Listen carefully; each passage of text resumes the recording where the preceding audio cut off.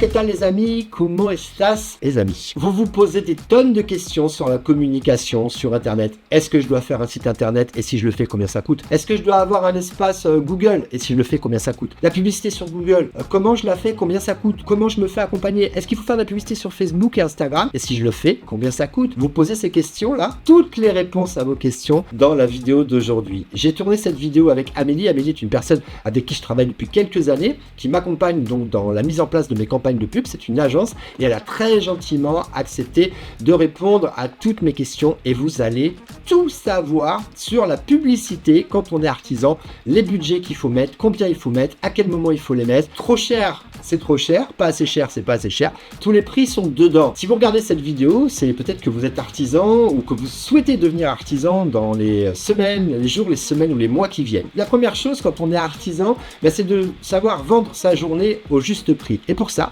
j'ai créé un calculateur du prix de vente de sa journée de travail. Il est en description de la vidéo. Il est entièrement gratuit. Vous pouvez le télécharger et grâce à lui, vous saurez quel prix vend votre journée de travail si vous vous lancez en tant qu'artisan. Pour les gens qui ont déjà peut-être une entreprise depuis quelques années et qui ont envie de passer de nouvelles étapes, sachez que j'ai également créé plusieurs formations. Je vous invite tout simplement à consulter également le catalogue de ces formations en description de la vidéo. En tout cas, aujourd'hui, ce sont des conseils gratuits que je vous offre au travers de cette vidéo. Hola, ¿qué tal? Bonjour Amélie, comment ça va? Ça va Laurent et toi? Écoute, ça va très bien. Est-ce que c'est pas incroyable de se retrouver tous les deux en train de faire une vidéo YouTube, un podcast dans lequel on va donner plein de conseils aux artisans? Incroyable, c'est fou. Incroyable. On a décidé ça il n'y a pas très longtemps, on n'avait pas en fait prévu de faire ça, mais je me suis aperçu, puisqu'on travaille ensemble et que tu es aujourd'hui une des prestataires avec qui je travaille, qu'en fait tu étais une des personnes les mieux placées pour donner des conseils aux artisans, puisque on a mis en place ensemble des campagnes dans le fond depuis pas mal de temps, qu'aujourd'hui j'ai du chiffre d'affaires qui est généré par mon entreprise, par ton travail sur les réseaux sociaux, et je pensais que c'était hyper important de pouvoir partager avec des artisans qui se posent plein de questions sur les campagnes de pub sur Internet, qu'est-ce qu'il faut faire, qu'est-ce qu'il ne faut pas faire. Donc voilà, je trouvais que c'était hyper pertinent qu'on fasse cette vidéo ensemble parce que tu es beaucoup plus calé que moi sur le sujet et qu'en général, c'est moi qui t'écoute religieusement. Pardon, je cherche mes mots. Écoute, avec plaisir, ça va être intéressant d'avoir cet échange et tant mieux si on peut partager ça à un maximum de personnes. Alors, moi, la première question que j'ai envie de te poser, Amélie, si demain, toi, tu étais artisan, qu'est-ce que tu ferais? Quelle est la première chose que tu ferais si tu montais ta boîte pour avoir des clients grâce à Internet? Vers qui tu te tournerais? Est-ce que tu te tournerais vers les réseaux sociaux? Est-ce que tu te tournerais vers Google? Est-ce que tu te tournerais vers tout le monde? Qu'est-ce que tu ferais? Dis-moi. Je pense que le premier levier qu'on peut actionner pour avoir un maximum de résultats, un maximum de contacts, ça va être dans un premier temps établir sa présence sur Google avec une fiche d'établissement. La fiche d'établissement, c'est vraiment la priorité et un site vitrine. Déjà, ces deux choses-là, ça va faire qu'on va pouvoir se positionner. Les fiches d'établissement Google, c'est quelque chose qui demande très peu d'investissement, qui ne demande pas des grandes connaissances et qui peut vraiment apporter énormément de résultats. Pour ceux qui ne seraient pas trop familiers, la fiche d'établissement Google, vous savez, c'est si on tape par exemple couvreur Toulouse, on va voir sur la carte les 3 premières entreprises qui vont apparaître. Donc ça, c'est vraiment un levier qui est facile à faire. Et qui va pouvoir apporter du résultat. Derrière ça, il y a toute la partie réseaux sociaux qui là aussi, créer une page Facebook, créer une page Instagram, faire quelques posts, ça ne demande pas un gros investissement ni en temps ni en argent, c'est même gratuit et c'est un bon point de départ. Maintenant, il y a pas mal d'autres questions qui vont venir derrière, c'est qu'est-ce qu'on poste, comment on fait, et là encore, il y a des sujets sur lesquels tout le monde n'est pas forcément à l'aise, mais je pense qu'on aura l'occasion de revenir sur... Alors, moi, je reviens sur la première étape. Tu dis donc créer une fiche Google. Est-ce que c'est compliqué de créer une fiche Google? Non, c'est super facile. Vous pouvez faire ça depuis votre compte Google. Est-ce qu'il faut un site internet? Non. Vous n'êtes pas obligé d'avoir un site internet pour créer votre fiche établissement. Maintenant, ça sera quand même mieux parce que Google va préférer... vous savez, dans les fiches Google, on a les différentes cases, numéro de téléphone, email, site web. Google, il va préférer quand on remplit toutes les cases. Donc, si vous voulez maximiser vos chances de bien positionner votre fiche établissement, ça va être quand même pertinent d'avoir un site internet. Mais dans un premier temps, vous pouvez très bien démarrer juste avec votre fiche Google. Voilà. Quelques petits conseils que je peux donner si vous voulez vous lancer dans la création de cette fiche et que vous êtes tout seul. Choisissez une catégorie qui est bien sûr pertinente avec votre activité. Soignez le nom de votre fiche établissement. Mettez la description avec des mots-clés qui décrivent votre activité. Et puis derrière, c'est comme je vous disais, remplissez toutes les cases, c'est-à-dire renseignez vos horaires d'ouverture ou de contact, renseignez votre numéro de téléphone, renseignez votre adresse email, et vraiment essayez de remplir un maximum de cases sur ce que Google va vous proposer. Ok, et c'est un peu comme les profils sur les sites pour rencontrer des amis. Plus la fiche elle est détaillée, plus on a de chance de trouver l'âme sœur, c'est ça? Exactement. Donc ceux qui sont C'est bon. habitués à remplir les fiches en bâclant l'histoire, à pas mettre les photos et à juste marquer le nom prénom du voisin, ça marche pas. Et Non, faut éviter, faut éloigner ça. j'avais une question. Tu as dit de bien choisir le nom. Tu parles du nom de l'entreprise, son nom d'entreprise au Ouais, départ. exactement. Quel conseil tu peux donner? Je vois très sincèrement, très souvent dans le bâtiment, dans l'artisanat, et j'avais pensé aussi à ce nom-là, il n'est pas rare de donner ses propres initiales, celles du fondateur. Moi, Laurent Aubel, LA, par exemple. Elle a couverture, elle a maçonnerie. Ça se fait. Là, j'ai une boîte à côté de chez moi qui s'appelle TF Nettoyage. J'ai un copain qui a une boîte qui s'appelle CB Couverture. Bon, c'est un réseau couverture, mais on a souvent un petit peu ce truc par défaut, qui est le plus courant de France. Qu'est-ce que tu penses de ça, toi? Alors, inclure le nom du métier dans le nom de l'entreprise, c'est pas un mauvais calcul. Pour la simple et bonne raison, quand vous allez créer votre site web et que du coup vous allez être amené à acheter un nom de domaine, du coup, si vous mettez le nom de domaine avec le nom de votre entreprise et que dedans il y a le mot-clé que les gens vont être amenés à chercher sur Google, c'est pas un mauvais calcul. Donc c'est quelque chose à prendre en compte. Faites attention quand vous choisissez le nom de votre entreprise à vérifier si le nom de domaine il est disponible. Vous serez bien embêté si l'entreprise que vous avez créée, le nom de domaine n'est pas disponible. Ok. Alors ça, on a créé la fiche Google. C'est gratuit. C'est facile à Ouais. faire, on n'a pas besoin de site web. Ok. Moi, je suis artisan. Faire un site web, c'est quelque chose que je ne sais pas faire. Je vais me tourner vers une boîte qui fait des sites web, forcément. Alors déjà, je ne sais pas trop où la trouver, mais admettons, je vais regarder sur Internet et je vais marquer création de site Internet pour les artisans. Et je vais voir les prestataires qui vont s'offrir, qui vont se présenter à moi. Moi, la première question que j'ai envie de te poser, Amélie, c'est quoi le budget pour un site Internet? On me propose de tout. Il y a des sites à 500 euros, des sites à 5000 euros, il y a des sites par abonnement, il y a des sites, on ne sait plus quoi et comment choisir dans ces sites. Qu'est-ce que tu peux, quel est le budget raisonnable, toi qui es de ce métier-là, auquel un artisan il doit imaginer pouvoir investir pour son site? Qu'est-ce que tu en penses? Tu l'as bien dit, il y a vraiment tous les budgets qui existent. Moi, l'erreur principale à ne pas faire, c'est vraiment quand vous choisissez un prestataire, renseignez-vous bien sur les conditions. Parce qu'il y a des entreprises qui proposent des sites avec des abonnements qui sont un peu exorbitants, des engagements qui sont assez longs, des modalités de résiliation qui sont compliquées. Et ça peut vous retrouver quelquefois, au final, mis bout à bout, au bout de 4 ans, avoir payé votre site plus de 15 000 euros. Ce qui est quelque chose de pas souhaitable. Voilà. Faites attention à ce que le budget soit. Enfin, en fait, on peut très bien trouver un site, avoir un bon site pour 600, 700 euros, et puis avoir une agence qui vous propose 15 000 euros pour un site. La question, c'est regarder le budget que vous êtes prêt à investir par rapport à ça, et surtout. Faites attention si vous passez par une agence ou par un freelance. Vérifier un petit peu les références qu'il a, des sites qu'il a déjà pu effectuer. Et surtout, le truc principal qu'il faut faire attention, c'est vraiment toutes ces agences qui vous proposent des sites qui ne vous appartiendront pas, qui vont vous engager sur des années en vous faisant payer des forfaits à 300, 400 euros par mois. Il faut vraiment éviter ça, quoi. Aujourd'hui, vous pouvez très bien avoir un bon site web pour moins de 1000 euros. Qui va faire une belle vitrine pour votre activité, qui sera bien référencé et qui va vous amener du résultat, et c'est ce qui est important. Et rien ne vous empêchera par la suite de réinvestir sur votre site si vous souhaitez développer un peu vos activités, mais autour de 1000 euros, on est déjà sur quelque chose qui nous permet d'avoir quelque chose de fonctionnel et de clé en main et qui amène du résultat. Ok, super. Donc du coup, j'ai une notion de budget. Je pense qu'un site internet, c'est pas comme un profil Facebook ou Instagram. C'est difficile à faire soi-même. Autant tout le monde peut créer un profil Facebook ou Instagram, autant un site internet, ça me semble compliqué, à moins d'avoir une appétence pour ça, de faire un site internet soi-même. Il y a un certain langage à respecter, et puis il y a ce qu'on a des titres à respecter pour être visible sur Google. Tout ça, ça s'improvise pas. Ça peut s'apprendre, mais ça s'improvise pas.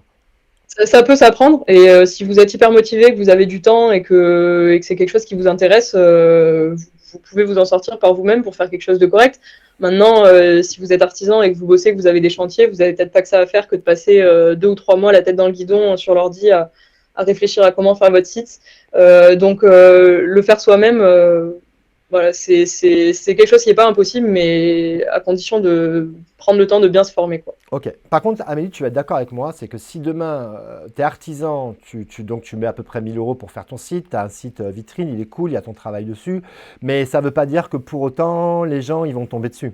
C'est-à-dire qu'ils vont te trouver, si tu as créé une fiche Google Business, puisque du coup, là, ça te géolocalise, donc les gens, ils vont voir le lien vers ton site internet et ta fiche Google va pouvoir effectivement, donc du coup, t'amener du monde vers ton site grâce à... Mais de lui-même, ça va être compliqué, il va falloir du temps pour que naturellement, il soit correctement référencé. Tu es d'accord avec moi?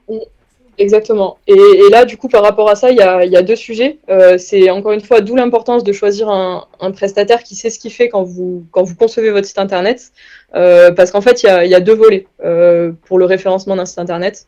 Il y a 2 axes principaux. Il y a un volet technique, c'est-à-dire est-ce que votre site est bien configuré. Donc, c'est un petit peu ce que tu disais tout à l'heure, Laurent, par rapport à la structure. Il y a cet enjeu-là de configuration. Mais il y a aussi un gros enjeu, c'est que aujourd'hui, l'intérêt de Google, parce que le jour où vous allez vouloir créer un site internet, leur objectif, c'est que les gens trouvent des réponses à leurs questions quand ils cherchent quelque chose sur Google. Donc, le but, ça va être, pour Google, de mettre le bon site en face de la personne qui a l'intention de recherche qui correspond à ça. Donc, c'est pas juste une histoire de technique, de structuration, de choses qu'on voit pas forcément nous en tant que visiteurs, mais il y a aussi un gros volet sur le contenu et l'expérience utilisateur. Donc, c'est-à-dire qu'il faut un site qui a du contenu pertinent, qui a du contenu qui est mis à jour. J'insiste aussi sur ce côté de mise à jour parce que un site, ça a une durée de vie limitée. Si vous le laissez figer dans le temps et que vous n'y touchez plus pendant 4 ans, vous allez forcément perdre en référencement et en pertinence. Donc, il y a vraiment ces 2 choses-là qui sont importantes. Un site, il faut le faire vivre et il faut surtout se positionner en voulant vraiment répondre aux requêtes des gens. Donc, c'est-à-dire que votre site, les gens, quand ils vont vous trouver, ils doivent voir clairement les services que vous proposez, ils doivent trouver clairement un moyen de vous contacter, que ce soit par l'affichage de vos coordonnées ou des formulaires de contact. Ils doivent voir des éléments de réassurance, par exemple des avis de clients, des photos de chantier que vous avez réalisées. Et tout ça, c'est vraiment le minimum pour que Google estime que votre site mérite d'être mis en face des requêtes des gens. Ok, ça c'est important, tu as raison. Et vos propres photos, pas travailler avec des photos de banque d'images parce que les gens ne sont pas idiots, et Google non plus. Et effectivement, créer du contenu régulièrement, ça veut dire que l'agence à qui vous allez avoir confié la création du site web, faites un deal avec eux pour que peut-être une fois par mois, ils puissent ajouter sur votre site un nouvel article qui va avoir de la pertinence par rapport à l'actualité. Par exemple, si vous faites de l'isolation, c'est peut-être pertinent s'il y a un nouveau matériau d'isolation qui sort, qu'il y ait une rubrique sur votre site qui annonce ce nouveau matériau. Si vous êtes carreleur et qu'il y a une nouvelle collection qui arrive dans une marque, j'en sais rien, vous pouvez parler de ça. Ça va être un moment important peut-être de coller à de l'actualité et essayer d'avoir du contenu pertinent par rapport à ça et que ce soit un professionnel de la rédaction internet qui vous rédige ce site. Combien est-ce qu'il faut compter, à ton avis, Amélie, pour que quelqu'un comme ça, régulièrement, il puisse ajouter du contenu au site internet? Ça se fait en one shot ou c'est sous forme peut-être dans ces cas-là, on s'engage peut-être sur une durée de quelques mois ou d'un an pour du contenu comme ça? Ça dépend des prestataires, mais une fois que vous avez payé votre site, généralement, le prestataire va probablement vous proposer une offre de maintenance où il va pouvoir tout prendre en charge et du coup, va se mettre d'accord avec vous sur un nombre de contenus que vous allez décider d'ajouter chaque mois. Et là, en général, ces offres-là, on va aller entre 80 et 200 euros par mois selon la fréquence des contenus, selon le type de contenu que vous décidez de mettre en avant et voilà, selon le prestataire aussi.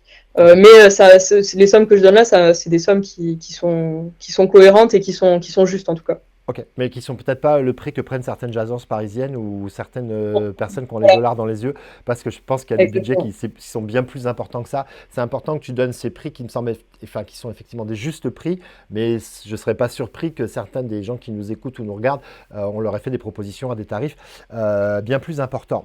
Alors, admettons qu'on ait créé un petit peu de contenu sur notre site et qu'il soit de manière naturelle, un petit peu visible, mais néanmoins, moi, je dois partager aussi mon expérience. Quand j'ai commencé avec mon site internet, ce qui m'a permis d'avoir une vraie visibilité, c'est de faire de la publicité sur Google et de payer Google par le biais de Google Ads, AdWords à l'époque, pour qu'ils me mettent en avant et qu'ils me remontent en haut dans les liens sponsorisés. Donc, c'est quelque chose qui n'est pas donné, mais qui fonctionne assez bien. Est-ce que ça reste aujourd'hui un moyen pertinent d'obtenir des chantiers? Complètement, complètement. Aujourd'hui, sur Google Ads, il y a deux axes principaux qui, pour vous, artisans, peuvent être intéressants à mettre en place. Maintenant, on peut sponsoriser les fiches établissements. Donc, c'est-à-dire qu'automatiquement, votre fiche établissement va venir se positionner dans les premiers résultats. Ça, ça marche très bien et ça va vous permettre d'avoir pas mal de volume d'appels, notamment. Ça coûte cher? Et puis, C'est au coût par clic aussi? en fait, ouais, c'est ça, c'est un coût par clic, c'est exactement le même principe que dans que Google Search, que les annonces dans le search. Et justement, donc ces annonces-là dans le search, c'est le même concept, c'est-à-dire que vous allez allouer un budget à Google euh, et il va sponsoriser votre site et vous allez payer au clic. C'est-à-dire qu'à chaque fois que quelqu'un va venir cliquer sur votre site, vous allez être facturé. Ça, c'est quelque chose qui est intéressant. Maintenant, en fait, l'enjeu par rapport à ça, c'est qu'aujourd'hui, il y a beaucoup de concurrence entre les annonceurs. Si vous êtes artisan, selon les niches dans lesquelles vous exercez, ça va coûter plus cher voilà. C'est vraiment lié à la niche. Par exemple, la niche des panneaux solaires et des pompes à chaleur, c'est quelque chose qui coûte extrêmement cher aujourd'hui. Le clic est extrêmement cher. Donc, ça va être compliqué d'avoir des résultats si vous avez un tout petit budget sur ce type de niche-là. Mais par contre, sur des services, sur d'autres types de services, je sais pas, de la peinture, de la plâtrerie par exemple, ou autre, travail de préparation des campagnes et du travail d'optimisation. Vous lancez là-dedans tout seul si vous avez vraiment aucune compétence dans ce domaine-là. Encore une fois, c'est un pari qui peut être un peu risqué et vous allez peut-être devoir perdre un peu d'argent avant de commencer à comprendre comment ça fonctionne, quoi. On va pas se mentir, Amélie. Moi, du Google Ads, j'en fais maintenant depuis pas loin de 10 ans, ça fait 8 ans. Alors, deux choses. Le coût par clic, il a évolué. Moi, je suis passé de quelques centimes en coût par clic quand j'ai démarré il y a 8 ans. On était peut-être à 30 centimes du coût par clic à aujourd'hui entre 3 et 5 euros du coût par clic suivant les requêtes. Ce qui peut sembler cher, mais à côté de photovoltaïque ou de Serrurier Paris, qui déjà à l'époque, Serrurier Paris était à 30 balles du coût par clic. Je crois qu'aujourd'hui, il est peut-être à 50 balles. Vous entendez bien les gens, je suis en train de parler de 50 euros quand quelqu'un clique sur le nom de votre boîte sur Google. Je ne suis pas en train de... C'est une réalité. Et quand aujourd'hui, moi je suis à 3 euros du clic ou quelque chose, je n'ai pas en tête les budgets. Mais ce que je sais, c'est que effectivement mettre en place des campagnes, paramétrer des campagnes, c'est un métier encore une fois qui est technique. Donc, et en fait, il n'y a pas longtemps qu'on a démarré cet entretien, mais on s'aperçoit que dans le métier de la communication, faire un site, on peut s'y pencher, mais c'est technique, et gérer des campagnes Google Ads, c'est technique. Moi, je conseille très sincèrement de se faire accompagner. Il y a beaucoup de gens aujourd'hui que vous allez trouver qui vont vous proposer de paramétrer et de s'occuper de vos campagnes Google. Ils vont vous demander de l'argent pour gérer vos campagnes, plus l'argent qu'on donne à Google pour les campagnes. Et je pense que ça serait bien, Amélie, que là encore, on donne des budgets pour les gens qui puissent savoir combien est-ce qu'on paye quelqu'un qui va nous accompagner dans nos campagnes Google. Parce que là aussi, on ne va pas se mentir, il y a tous les prix, hein. Il y a à boire et à manger, Ouais, complètement. ouais. Alors, en termes de budget publicitaire, je vais décomposer du coup en deux. Pour vous dire avec quoi démarrer, ça va être très service dépendant, hein. Comme je disais, si vous installez des panneaux solaires et que vous décidez de faire des pubs Facebook et que vous mettez 50 euros par jour de budget ads, vous n'aurez pas de résultat ou très peu. Voilà, quand vous êtes sur des services comme ça qui sont très concurrentiels, il va falloir déjà démarrer avec un gros budget publicitaire. Donc voilà, ça c'est le sujet numéro un. Maintenant, je pense que dans des services moins concurrentiels, se lancer avec 30-50 euros par jour de budget sur Google Ads, ça va vous permettre d'obtenir vos premiers contacts, vos premiers résultats. Je fais juste une petite parenthèse, encore une fois, sur les sponsorisations des fiches Google My Business. Donc, c'est un type de publicité sur Google Ads qui est assez récent. Que du coup, c'est un service qui n'a pas encore été énormément utilisé par beaucoup d'acteurs. Donc, on a encore Je savais même pas que ça existait. C'est ça. Donc, Tu m'apprends. on Ouais. a des résultats qui sont intéressants sur ces sponsorisations-là. Donc voilà, ça, c'est quelque chose que vous pouvez mettre en place sans avoir un énorme budget journalier. Mais voilà, fixez-vous 30-50 euros par jour pour démarrer au début, déjà pour générer un peu de trafic et quelques contacts et vous familiariser avec ça. Et maintenant, le deuxième sujet, c'est le sujet des prestataires. Alors là, que ce soit une agence ou un freelance qui gère ça, souvent ils vont vous proposer plusieurs modes de facturation. Il y a des gens qui vont fonctionner avec des frais de gestion mensuels, des gens qui vont vouloir prendre un pourcentage, qui vont vous vendre un tarif aux leads. Aujourd'hui, vous pouvez trouver des agences qui vous proposent des services, si on se concentre uniquement sur du Google Ads, des services de gestion entre 200 350 euros par mois, uniquement pour la gestion. Hein. Donc, il faudra rajouter à ça le budget publicitaire, qui propose un service qui est correct pour démarrer, pour vous aider à démarrer vos campagnes et à être assez vite rentable. Là, Voilà. on est pour de la gestion de Google. Et le budget, à ton avis, donc on a dit donc 300, entre 300 et Ouais, 500. entre 3. Ouais, exactement. Mais moi, je payais déjà, tu sais que je payais déjà à une agence locale, je payais déjà 500 il y a 8 ans. Hein. Donc c'est à mon avis, c'est des prix qui sont pas élevés. C'est pas cher, Amélie, hein, Non, non, c'est des non, prix non. qui sont pas élevés. Parce que c'est vrai que je Non, payais déjà 500 il y a 8 ans, moi. Donc c'est ouais. pas. Mais c'était peut-être un peu cher il y a 8 ans. Ouais, Mais je on pense. sait pas, je savais pas les prix. C'est toujours pareil, je connaissais pas les prix. Et maintenant, il y a de plus en plus de prestataires aussi sur le marché, et donc les prix ont un peu baissé. Il y a quelques années encore, c'était moins démocratisé, tout ce Ouais. qui touche au marketing digital, et du coup, c'était un peu sacralisé. Tout le monde voyait ça comme quelque chose d'hyper compliqué. Aujourd'hui, ça s'est un peu démocratisé, du coup, les prix ont baissé, et c'est une bonne chose du coup pour les clients. Maintenant, il ne faut pas non plus faire la course au prestataire le moins cher, parce que là aussi, sinon, vous allez tomber dans des choses qui ne sont pas forcément pertinentes. Mais de toute manière, je pense que dans tous les domaines, c'est pareil. Il faut faire bien attention aux références de la personne avec qui vous envisagez de travailler, que ce soit une agence. Et en échangeant avec les personnes, généralement, vous allez quand même avoir une bonne idée. Typiquement, les énormes agences avec lesquelles vous avez un seul contact avec un commercial et vous n'avez pas vraiment de visu sur la personne qui, derrière, va gérer vos campagnes et vous accompagner, je pense que c'est déjà quelque chose qu'il faut fuir. Ok. Toi qui bosses principalement pour des artisans, aujourd'hui, si je suis carreleur, plombier, électricien, que je cherche à être présent localement sur Google, quel budget il faut que je mette pour mes campagnes Google? 10 euros par jour, 20 euros par jour, 50 euros par jour, 100 euros par jour? Moi, j'essaye de démarrer sur des services comme ça, comme tu l'as mentionné. On peut commencer à 20 euros par jour, 20-30 euros par jour. Voilà. De toute façon, derrière, il faut vous dire que les résultats que vous allez avoir vont être proportionnels dans une certaine mesure avec le budget que vous investissez. Mais pour démarrer les premières campagnes, obtenir un peu de données et voir les retombées que vous allez pouvoir en avoir, des budgets entre 20 et 30 euros par jour sont corrects pour démarrer. Ok. Avec Du ça, coup, vous aurez déjà vos premiers clics. du coup, ça fait un budget de, on va dire, à peu près 1000 euros par mois, un petit peu en dessous, Ouais, auquel on met exact. entre 300 et 500 euros de gestion.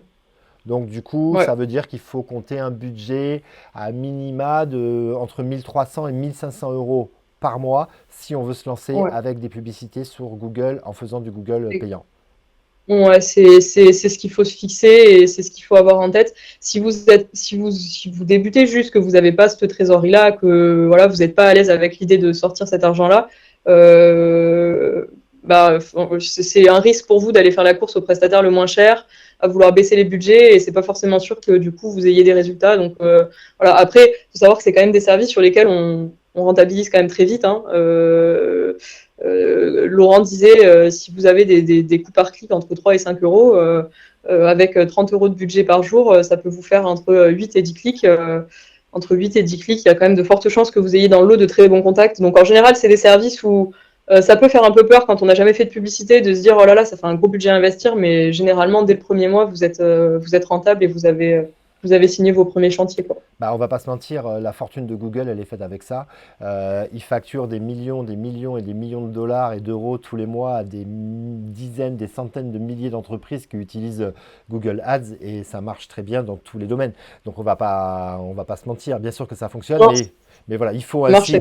il faut un site qui soit quand même carré. Il faut des campagnes qui soient pas faites n'importe comment. Moi, des fois, je vois des artisans qui sont pas du tout dans ma zone de chalandise, enfin qui sont pas du tout dans ma zone géographique et qui apparaissent, je me dis, mais ça, c'est une agence qui a mal paramétré la campagne. Cette offre, elle n'a rien à faire là. Il m'est même déjà arrivé d'appeler des gars pour leur dire mec, je vois que tu es dans les Hautes-Alpes, tu fais ta pub à Toulouse, rappelle ton agence parce que tu es en train de bouffer du budget dans une zone où tu n'iras jamais bosser. Parce que j'ai cette sensibilité-là et que je vois bien que le mec, il est en train de cramer des euros pour rien. Et j'ai déjà fait, hein, vraiment, hein, je dis, vos campagnes, elles sont complètement à l'ouest. Mais Le mec, il a dit il a dit, il est malade, mais ouais, mais Et à la base, c'est Non, mais c'est bon. de localiser la campagne à 30 km autour de chez soi ou un truc comme ça. Ouais, une fois, j'avais un mec Ouais, de Briançon qui était visible à Toulouse. Je dis, mais soit c'est un artisan qui a fait sa campagne lui-même, et voilà, c'est un bon truc. Il a mis genre arrivé. national au lieu de mettre 30 km autour de chez lui. Il a voulu gagner des sous sans passer par une agence. Résultat, il faisait de la pub pour sa menuiserie, mais il est à Toulouse alors qu'il est à Briançon. On va avoir un problème, Houston. Tu vois, s'il doit se Ouais. déplacer à Toulouse. Donc c'est vrai que moi je Il y a- trouve que c'est compliqué je les connais, les campagnes Google, on en a fait des dizaines. Et même encore aujourd'hui, on passe par des prestataires parce que c'est compliqué, on ne va pas se mentir. Et après, analyser les données des campagnes, parce que Google nous envoie un tableau d'analyse des campagnes. Et même rien que l'analyse de ce tableau-là, des fois, c'est pas si évident de comprendre les analyses parce qu'il y a... Bon, bref, on ne va pas passer trop de temps là-dessus. En tout cas, ce qui est important aujourd'hui pour les gens qui nous regardent, qui sont artisans, qui veulent se lancer en faisant des publicités sur Google, on sait que ça fonctionne, on a une idée des budgets. Très bien. Amélie, maintenant, je voudrais qu'on passe à un autre sujet que tu connais très bien, toujours dans la publicité. C'est aujourd'hui les publicités Facebook et Instagram. On va rester sur ces deux médias-là. On n'ira peut-être pas sur LinkedIn parce que j'ai fait une vidéo il n'y a pas longtemps dédiée uniquement à LinkedIn. Les gens que ça intéresse, vous pouvez les regarder sur la chaîne. Elle a été faite il y a 2 mois. Donc, je ne parle que de LinkedIn. Mais aujourd'hui, quand on est artisan, donc on a beaucoup d'artisans qui ont un petit compte Instagram, Facebook où ils postent leurs photos de chantier. Ça, c'est une chose. Et des fois, on nous propose de payer 5 ou 10 euros pour booster notre publication. Moi, je me suis toujours demandé si ça marchait. Alors aujourd'hui, je fais des publicités sur Facebook, Instagram, mais pas de cette manière-là. Est-ce que tu peux m'en dire plus ou nous en dire plus? Oui. Alors, ne faites pas ça. En Merci, fait, merci. ce qu'il faut comprendre, Mhm. ça c'était pour donner une réponse rapide. Maintenant, pour aller un peu plus loin, quand vous allez booster vos publications sur Facebook, Instagram, l'objectif de conversion que Facebook va placer derrière, ça va être d'obtenir des likes, des commentaires sur votre publication. Or, des likes et des commentaires, c'est pas ça qui va vous faire, c'est pas ça qui va vous faire signer des chantiers. Donc, c'est pas pertinent. Si votre objectif c'est de trouver des chantiers, c'est pas pertinent. Maintenant, si ça vous fait plaisir d'avoir une page qui a plein d'abonnés, qui a des likes et d'avoir une publication qui fait beaucoup de j'aime et de commentaires, enfin vous pouvez le faire, mais il faut pas que vous attendiez d'avoir des retombées, d'avoir un retour sur investissement sur ce type de pratique. Par contre, si vous souhaitez dépenser du budget sur Meta, donc Facebook et Instagram, pour obtenir des clients, ce qu'il faut faire, c'est lancer des campagnes de publicité. Et Et comment ça, on par fait? contre, Alors, voilà. comment on lance Voilà. des campagnes? Je sais comment on lance des campagnes de publicité, mais les gens qui ne regardent peut-être pas. Alors, je te pose la question, comment est-ce qu'on lance des campagnes de publicité Je fais celui qui n'est pas au courant, alors que je lance des campagnes de publicité sur Facebook, Instagram régulièrement avec Amélie, mais elle va l'expliquer mieux que moi. Alors là aussi, c'est quand même, là aussi, faites-vous accompagner par un prestataire.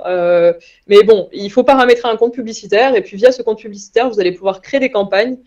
Ces campagnes-là, vous allez dire à Google, enfin, autant pour moi, à Meta, en l'occurrence, votre objectif de conversion. Est-ce que vous voulez réaliser des ventes? Est-ce que vous voulez obtenir des prospects? Est-ce que vous voulez obtenir des j'aime sur vos publications? Vous, en tant qu'artisan, ce qui va vous intéresser, c'est d'avoir un objectif prospect. Puisque votre but, c'est de récolter des données sur des personnes qui seront intéressées par votre service. Donc, on va paramétrer les campagnes avec cet objectif de conversion-là. Et puis derrière, il y a plusieurs paramétrages à faire. Pour résumer très vite, on va avoir d'abord un réglage au niveau des audiences, à savoir quelle zone géographique je veux cibler, est-ce que je décide de cibler certains centres d'intérêt ou pas. Donc là, il y a un premier travail à faire sur cette partie ciblage. Et puis après, il y a tout un travail sur la publicité en elle-même. Puisque vous le voyez bien, quand vous voyez des publicités sur votre fil d'actualité Facebook ou Instagram, il y a toujours un visuel publicitaire. Contrairement à Google, où on est juste sur des annonces textuelles, ici, sur Meta, on va avoir des visuels publicitaires. Et ces visuels-là, ils ont une importance qui est capitale, parce que aujourd'hui, sur les réseaux sociaux, c'est un peu la guerre de l'attention, donc il faut que votre publicité, elle attire l'attention de la personne qui va la voir. Et donc là aussi, c'est le deuxième enjeu qui est au-delà de la limite technique de moi, je suis artisan, je ne sais pas comment paramétrer mes comptes publicitaires et comment lancer mes campagnes. Il y a aussi tout un enjeu autour de la production de visuels publicitaires, que ce soit des vidéos ou des images, pour obtenir des bons résultats. Et j'insiste sur ça parce que c'est pareil, aujourd'hui sur Meta, il y a énormément de concurrence, il y a beaucoup d'annonceurs. Donc c'est ce que je disais tout à l'heure, c'est la guerre de l'attention. Si vous n'avez pas des visuels publicitaires qui sont performants, vous allez gaspiller votre argent, clairement. C'est vrai que c'est un vrai sujet. Alors, on peut faire des publicités vidéo et vous envoyer quand vous regardez soit vos stories, soit votre fil d'actualité. Dans le fil d'actualité, vous allez voir des publicités cliquables. Vous pouvez cliquer dessus et les regarder. Par contre, dans le flow des stories, elles sont en général, vous avez 2 stories de vos amis et puis d'un coup, une publicité. Et c'est vrai que les gens, quand on regarde les pubs, on a souvent tendance à ne pas les regarder en fait, hein, on les zappe. Donc, si vous voulez que votre pub, elle soit pas zappée, il faut qu'elle soit pertinente. En vidéo, c'est pas facile de capter l'attention, mais quand on y arrive, ça reste très efficace. Vous démoralisez pas pour ça, les artisans. On peut avoir des visuels très très efficaces avec des photos, une jolie photo de réalisation de chantier ou une jolie photo où vous êtes tout simplement vous-même sur chantier avec votre équipe et marqué si vous, pardon, pour un plombier, contactez-nous. Enfin, c'est un peu basique, mais ça peut potentiellement fonctionner si le mec il a sa chaudière ou s'il veut mettre une pompe à chaleur ou s'il veut changer sa chaudière. Voilà. Donc après, évidemment, dans le paramétrage des campagnes, comme l'a dit Amélie, il faut effectivement être très précis sur son ciblage. Moi, par exemple, je sais que sur mes campagnes de publicité, je cible des gens qui sont propriétaires parce qu'on met rarement des panneaux solaires ou on fait rarement le toit de la maison si elle n'est pas à nous. D'accord. Je cible également les gens qui ont potentiellement plus de 30 ans parce qu'en dessous, on peut être primo-accédant en dessous de 30 ans, mais ça reste assez rare. Donc voilà. Donc en fait, on va déterminer comme ça ce qu'on appelle notre persona. Hein. Le persona, c'est notre client type. Et en fonction de ce persona-là, on va pouvoir demander à Facebook et Instagram. Hein. Quand on parle de Meta, vous aurez compris qu'on parle de Facebook, Instagram. Les deux réunis, c'est Meta. On va demander donc à Meta de cibler ces gens-là parce que lui, il les connaît. Et après, donc du coup, les gens vont cliquer et ils vont laisser leurs coordonnées et il faudra les rappeler le plus rapidement possible. Ouais, c'est ça. Il y a 2 façons de récupérer les coordonnées des gens. Maintenant, Meta propose un formulaire instantané. Donc, c'est-à-dire que vous n'avez pas à rediriger la personne vers une page de capture ou vers un site internet. Vous utilisez directement le formulaire instantané. Aujourd'hui, c'est quelque chose qui fonctionne bien et qui amène des résultats. Maintenant, si vous voulez aller un petit peu plus loin dans vos stratégies, vous pouvez aussi mettre en place une page externe à Facebook. Donc, on appelle ça une page de capture. C'est une page de destination sur lesquelles les gens ils vont retrouver les informations sur votre service, quelques éléments de réassurance et puis un formulaire pour laisser leurs coordonnées. Voilà, ça, c'est les deux choses qui vont vous permettre de récupérer les coordonnées. Et ce que Laurent disait, c'est aussi important, c'est si vous décidez d'investir dans des publicités, prenez vraiment du soin à essayer de recontacter les gens dans un délai qui est assez court. Au plus vous arrivez à raccourcir ce délai, au plus vous aurez des chances d'avoir les personnes au téléphone et d'obtenir des rendez-vous. Bien sûr, c'est pas toujours possible et des fois vous êtes sur des chantiers, vous êtes occupé, vous n'avez pas forcément quelqu'un pour vous aider là-dessus, mais c'est vraiment un sujet. C'est vraiment un sujet important en tout cas, et si vous voulez pas dépenser votre budget publicitaire un peu dans le vent. Alors du coup, là encore, on va profiter qu'on est avec toi pour parler budget. Combien est-ce que ça coûte de mettre en place des campagnes de publicité sur Facebook, Instagram? Donc on a vu qu'il y avait... et puis du coup, combien ça coûte aussi un prestataire pour gérer ce genre de campagne? Parce que on va être d'accord, je suis artisan. Pour l'instant, on a vu que je n'étais pas capable de faire mon site internet. J'étais probablement pas capable de paramétrer mes campagnes de pub sur Google. Ça m'étonnerait que j'arrive à faire une page de capture. Puis alors moi-même, je revendique que je ne suis pas du tout capable de paramétrer mes campagnes Meta. Donc, combien est-ce que ça coûte à un prestataire pour ça? Alors, ça va coûter un petit peu plus cher que sur Google pour la simple et bonne raison qu'il y a toute la partie visuelle publicitaire qui du coup, demande un peu plus de création à la personne qui va gérer vos campagnes. Très souvent, il va y avoir 2 parties. Souvent, le prestataire ou l'agence va vous prendre des frais de mise en place parce qu'il y a un travail de paramétrage des campagnes et de production des premiers visuels publicitaires. Ces frais de mise en place-là, ça va dépendre de plusieurs facteurs, mais on va dire que ça peut commencer de 300 € pour des campagnes les plus simples, sans page de capture et sans effort de production de visuels. Et puis ça peut monter jusqu'à 800, voire 1000 € selon le système que vous décidez de mettre en place. Et puis derrière, on va avoir des frais de gestion. Souvent, les frais de gestion qu'une agence va vous facturer, Ils peuvent être corrélés au montant publicitaire que vous décidez au budget publicitaire que vous décidez d'investir. Et puis là aussi, il y a plusieurs modes de facturation. Il y a des agences qui vont vous facturer à la performance. En tout cas, en moyenne, pour des frais de gestion fixes, on va plus être entre 400 et 600 euros par mois de frais de gestion pour des campagnes, pour des campagnes assez simples, pour des services, pour des artisans. C'est des tarifs que vous pouvez retrouver. Encore une fois, vous pourrez trouver des agences qui vont vous faire des propositions beaucoup plus chères, mais c'est une gamme de prix qui est cohérente en tout cas. Ouais.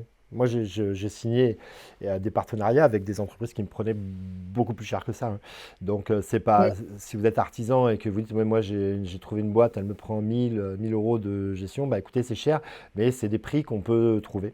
Donc, Ouais. et sur des métiers, des fois des métiers plus compliqués, on peut même aller au-delà. Et ensuite, le coût, parce qu'il faut également payer Facebook, Instagram, combien est-ce que ça coûte? Est-ce que c'est pareil, un système de coût par clic?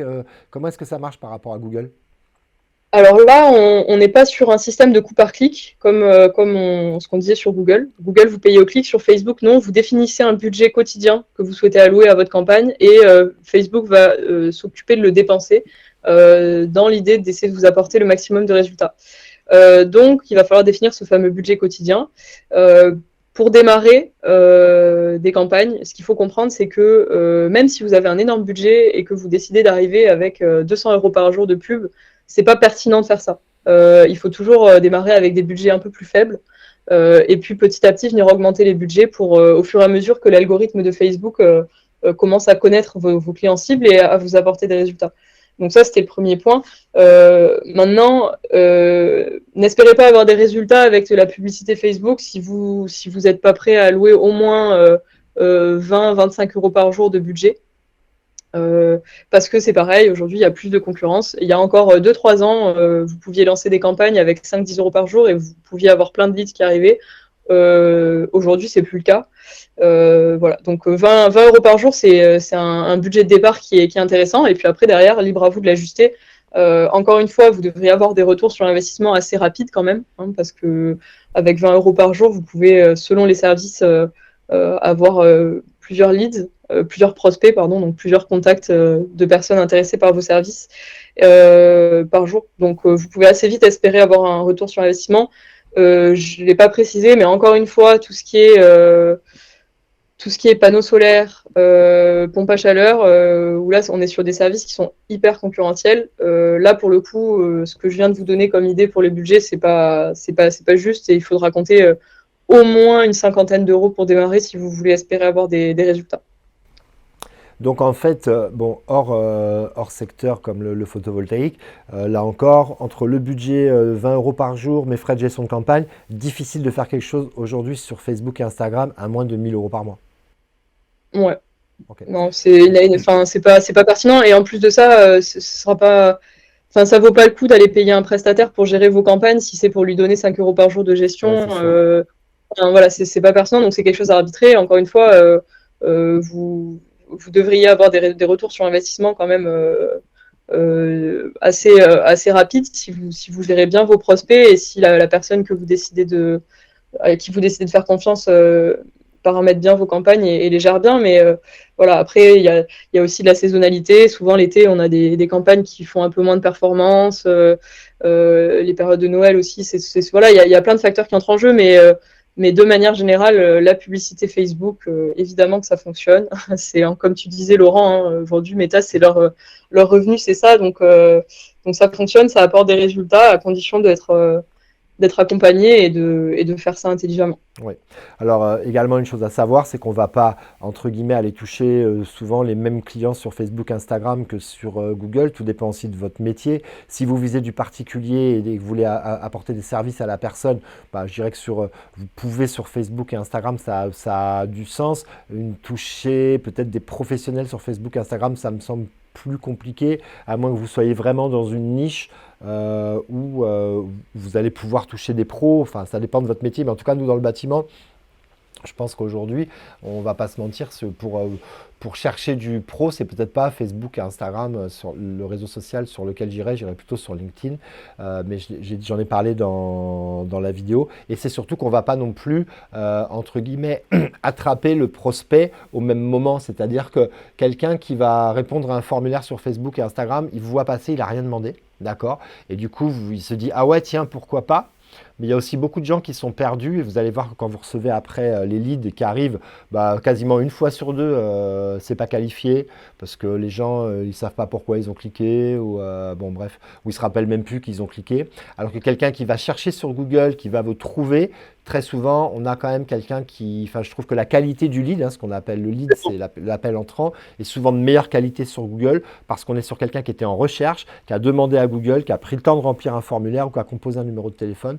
Donc dans ces cas-là, on a globalement une meilleure qualité de lead sur Google et souvent un prospect qui est plus mûr aussi sur Google que sur Facebook, Instagram, parce que sur Facebook, Instagram, voilà, il a rien demandé en fait. Il était là, il scrollait tranquille en train de regarder des réels ou des trucs, voilà, un peu pour se détendre et d'un coup, bah, vous l'attrapez quoi. C'était bien que tu précises ça, Laurent, complètement. Et du coup, ça me fait penser à autre chose aussi sur lequel je voulais rebondir, mais il y a beaucoup d'agences aussi, et on envoie les publicités sur les réseaux qui vendent des prospects. Donc, Oui. c'est-à-dire qu'ils proposent des packs de prospects et vous allez les acheter et voilà. De manière générale, ces grosses agences-là, alors il y a des exceptions, il y a des agences qui font ça très bien et qui vous vendront des prospects qui sont exclusifs et très qualifiés. Il faut faire très attention avec ça parce que c'est souvent des prospects qui sont pas exclusifs, c'est-à-dire qu'il n'y a pas que vous qui les achetez, vous payez peut-être 50 € votre prospect, mais en fait, il a été vendu déjà à 2-3 autres entreprises comme la vôtre. Ça peut être souvent des prospects qui ont rempli un formulaire il y a quelques mois ou quelques semaines sur une page de capture où du coup c'est des gens qui en fait sont pas qualifiés, c'est des prospects qui sont déjà trop anciens. Voilà, enfin c'est souvent des services de mauvaise qualité. Il faut faire attention parce que souvent c'est des promesses qui sont assez alléchantes. On vous vend un pack de 100 prospects pour X milliers d'euros et et vous allez avoir X% de taux de transformation. Faites très attention avec ça. Il y a des agences qui font ça bien, mais c'est très, enfin, il y en a pas beaucoup, et il y a aussi beaucoup d'escrocs dans ce milieu-là. Et je sais pas si toi, Laurent, ça t'est déjà arrivé d'être démarché ou d'être confronté à toi ou des artisans que tu connais qui se font avoir avec ça, mais c'est des Oui. pratiques qui sont courantes, qui sont un peu Ça s'est dangereuses. ça s'est calmé. Il y avait vraiment l'époque des travaux.com ou de toutes ces boîtes-là qui récupéraient des leads, donc ce qu'on appelle des leads, c'est en fait des prospects, hein, et qui les revendaient 50 balles mais à 5 ou 10 artisans. Donc les gens après ils étaient harcelés d'appels d'artisans et c'était donc la qualité elle était très très mauvaise. Par contre le business était vraiment juteux pour les entreprises qui produisaient ça. Aujourd'hui c'est différent.